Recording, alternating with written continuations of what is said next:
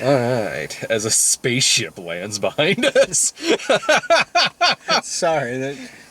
We've decided In this episode of What the Fuck is in the Back of Dave's Car, it's a filing cabinet. I know, I actually had to turn around this time because I honestly couldn't tell. I was like, as we review this movie from the surface of Mars... It's a filing cabinet. I got it to put all, well, not all. For my files. Some of my comic books in. Oh, nice. Yeah. It seems more elegant than long boxes. And sunnier, too. Yeah. So we got out of Blazing Saddles, practically the same movie as Willy Wonka and the Chocolate Factory. Yeah, I fucking hate this movie. Wow, I should not have asked you to this. The funny thing... Gene Wilder, I'm glad he's dead. Knew I should have asked Brian.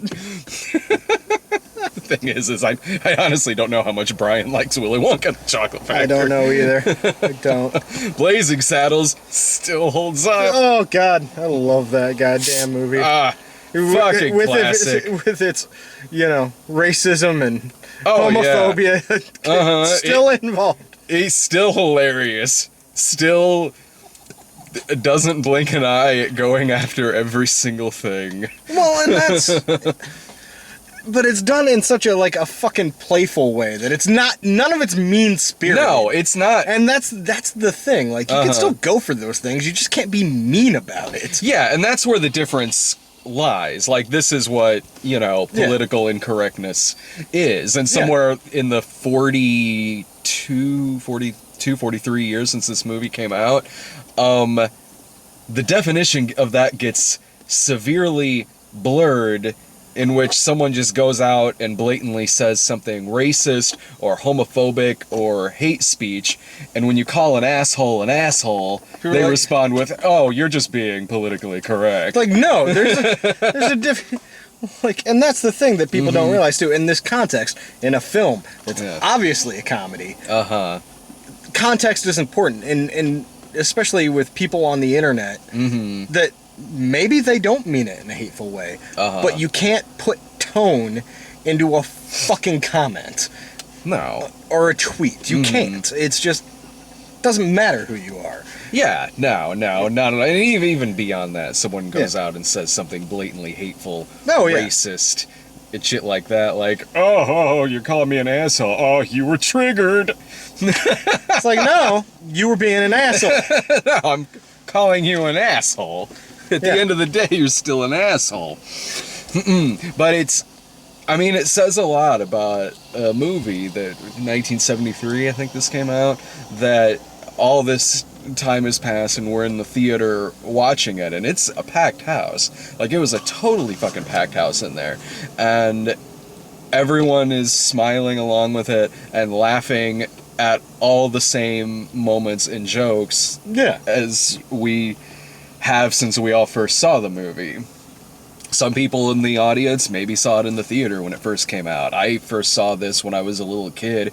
I've actually seen this in the theater before. I haven't. That was great. I was catching little things that I've never seen on TV before. When they're blowing up the fake town. Oh. I never realized that shit up in the air were horses. Oh, you never realized that? No, because I always watch it on a fucking TV, and... That's actually one of the biggest laughs I have out of this movie, is the fucking horses flying up. I always assumed it was people or something, but I never knew, it's just a stiff horse flying over. It's fantastic.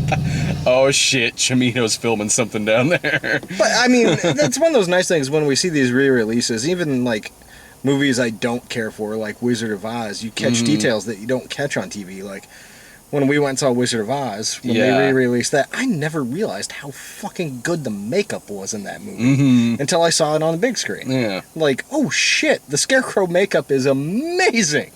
What I notice a lot with movies, and we did notice too that one of them was holding a gun in Wizard of Oz. Yeah. Remember? Yeah. We were he has a fucking gun. But one thing that I notice in watching a movie like this in the same with when 15 years ago they re-released it here in Springfield back when the radio station was re-releasing stuff over to the Esquire, and at the time that's right. Did I go see it in the theater then? My mom and I did. That was also back when I smoked a lot of weed. Same. Lot of weed. I'm sure I was high going to see this on the re-release 15 years ago. But no, like, because growing up with this movie, because of course my parents showed me this when I was a little kid. Same here. This was like this is one of my mom's favorite movies. It's one of my mom's favorite movies too. Growing up, we had it on VHS. My grandma had it on VHS too, and I'd watch it quite a bit over at my grandma's place. And when you're used to seeing something on a VHS tape or like a taped off of TV when it's full screen, and then going to see it on a re-release like 15 years ago, whenever it was that I saw it, just noticing so much more when it's no longer full screen and it's on a big. Well, now it's easy to see this movie widescreen, of course, but like, but even just the difference in sheer scope, the size, and the experience of seeing something in a theater is there really isn't anything like it. Like you can have the best like TV in the fucking world, but it's not seeing something on the big screen. And the other nice thing about watching this on the big screen, it obviously wasn't too cleaned up of a version of it, so it's like, all right, it's still kind of gritty and it feels like a movie from the 70s. Yeah, exactly. And they, believe me, when they re-released it again, like this was back when I was working at the radio station. Probably tracked down a film print. It was the same print from the early 1970s, so that was great.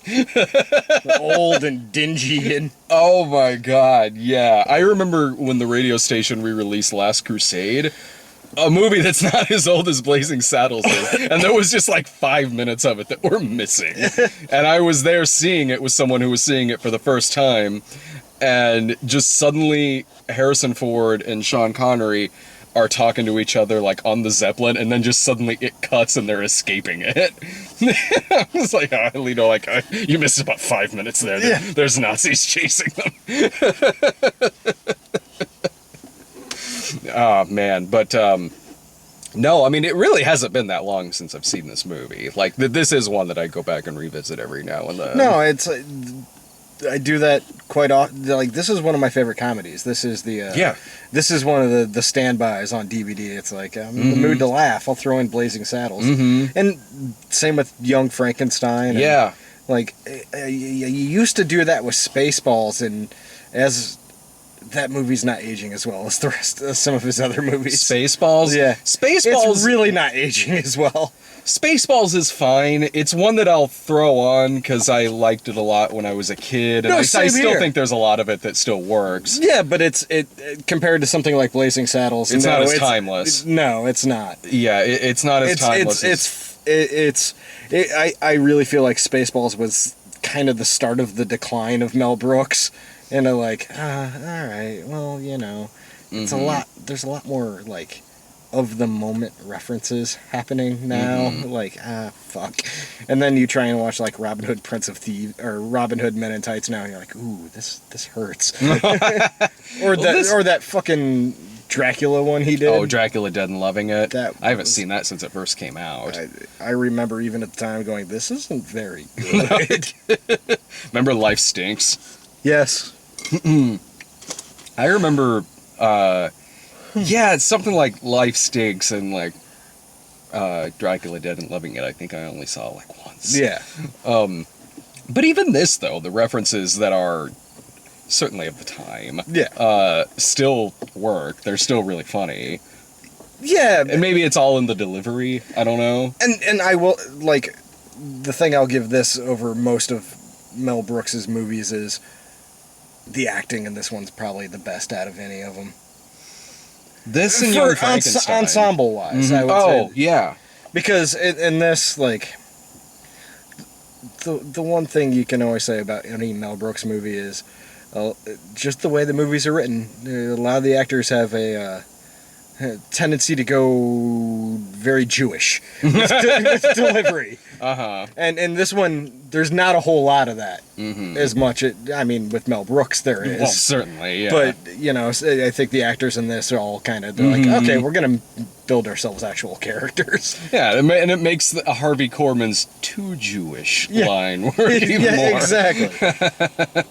But Gene Wilder, in terms of my favorite movies of his, obviously this is up there. I said it in the Willy Wonka video. My favorite movie of his was Silver Streak. Yeah, I love Silver Streak. I think this is my favorite, and I really like this one because it's a very sly and quiet role for him. Yeah, you compare this to like Young Frankenstein, where he's kind of, there's a bit of purposeful overacting in it. Yeah, in this he's very subdued. Yeah, well, he was really last minute in the casting for this, because it was the part of the Waco Kid was written to be a much older character, and originally it was Gig Young, who shot for a day and then collapsed on set. Oh yeah, I think he was drunk or something. So really last minute they got Gene Wilder to do it.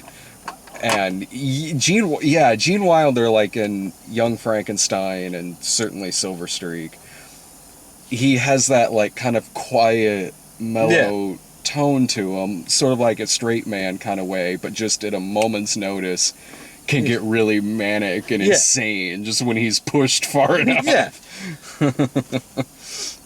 And you're right. Here, he's really, just kind of cool and laid back, and his chemistry with Cleavon Little is great. I know Cleavon Little worked for another 20 years after this movie, but there's nothing else that I think he was this outstanding in. Well, this is one of his main vehicle roles. Beyond that, I can think of plenty of stuff he was great in, but it's mostly a lot of supporting stuff, Vanishing Point and Once Bitten. That's right. When did he? Was it the late '80s he passed away? 93, I think. Oh, okay. 92 or 93, I think, is when he passed. Did you ever see the TV pilot of this? No, I didn't even know they did a TV pilot. They did, and it aired in 1975. It was called Black Bart. And no shit. Yeah, it's on the DVD. Yeah. It's on the DVD for it. It's probably on YouTube. Lou Gossett plays Black Bart. I forget who was playing Gene Wilder. It's he wasn't called the Waco Kid in it, but it was he had a drunken sidekick who was basically the Waco Kid. Yeah, exactly. It didn't make it. It didn't make it past. This up now. Oh, Black Bart. Oh, my phone's are lights. Oh shit! Mind.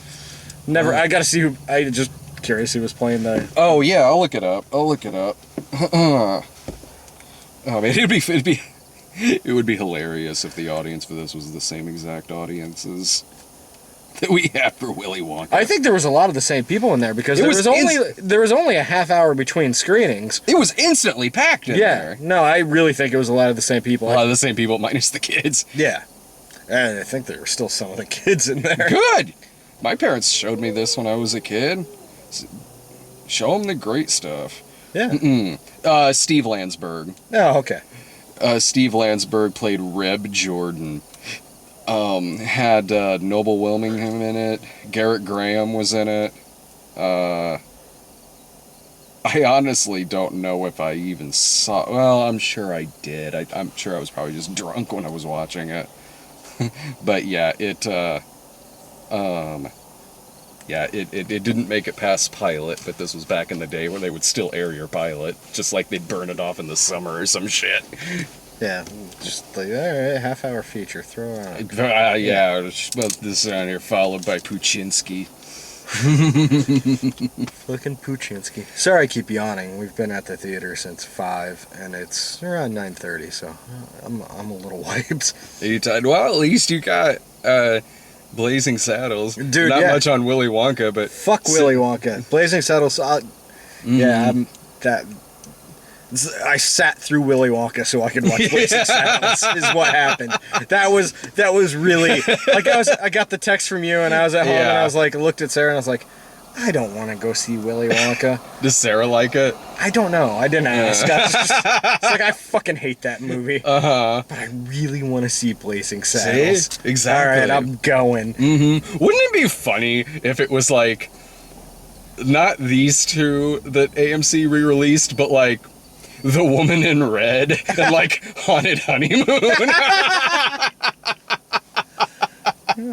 They got their AMC. You know.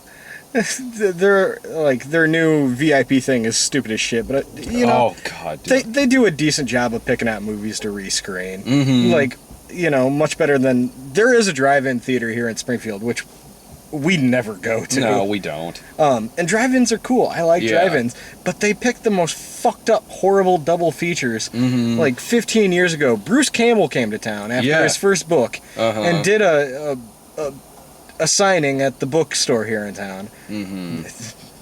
That's Springfield, the bookstore. And Barnes and Noble too. And then they did a double feature of Bruce Campbell movies at the drive-in. It's like, all right, let's go. And it was Running Time and Escape from L.A. It was like it was all they could get the rights to. It's just like, Jesus fuck, get Evil Dead. God damn it. Half his book is about Evil Dead. Just get Evil Dead. Yeah, I remember I went out there, the only time I really enjoyed going to a double feature out there was, I went out there for a double feature of Grease and the Hollywood Nights. And I would enjoy the Hollywood Nights because I fucking hate Grease. I like Grease a lot, but Hollywood Nights is one of my favorite movies. No, Hollywood I was there for Hollywood and that Nights. is a drive-in movie. Oh, fuck yeah, it's a drive-in movie. I'm positive my parents saw that on a drive-in. No, so I was there for Hollywood Nights. I watched Grease 2 yesterday. Oh, why? September I do like a month of musicals. Oh, that shit again. So yeah, Grease 2, sure. It's got Eddie Deason in it again. Like, or how about Gene Wilder double feature? See No Evil, Hear No Evil, and Another You. The fuck, AMC? I love See No Evil, Hear No Evil. Yeah, that one's. I would rather watch that than Another You. And See No Evil, Hear No Evil is not his best picture. Lord, no. But him and Richard Pryor together, there's just something magical there. Yeah, Another You was kind of depressing, though. That was when, like, there was still a little bit of spark in See No Evil, Hear No Evil. Yeah. That's kind of what carried that movie. That and Kevin Spacey. Another You was like, they don't want to be doing this shit anymore. No, they don't. God, that was just sad. Yeah. I don't even know what the fuck comes out Thursday. This week? We're gonna lose our light source. Oh, no. It's scary in this car. Now you won't know what we're talking about. They can still see us. Oh, God. It looks like one of our earlier episodes of this. Actually, it looks like when we film in my car. No, I can't fucking remember what comes out next week. I have trouble keeping track of that as the weeks go on. It's getting harder and harder all the time. Because so many more movies come out now. It's like I have to remember like 3 or 4 fucking movies that come out, and then we have to see something in the middle of the week. Which honestly, I don't mind. It gets me out of the house in the middle of the week. I dig the middle of the week movies. Yeah, when it's something that like it's worth one of the, going to. When it's one of the indie flicks that like didn't get like a pre-screening or something. What do you got? Fucking taking you to some spam first. Yeah. Okay. September. Sully. When the bow breaks. Oh, fuck yeah! Brian and I are excited about that. That's the new fucking, like, no good deed, fucking, like, the Perfect Man type movie. It's got Morris Chestnut, so I'm in. It's the plot line. It's the same plot as that Will Ferrell, Kristen Wiig Lifetime movie, but done straight. Speaking of, did you see that, like, Kevin Sorbo announced his new Christian movie? No. And it's the plot of Jesus, bro. Is it really? Yeah.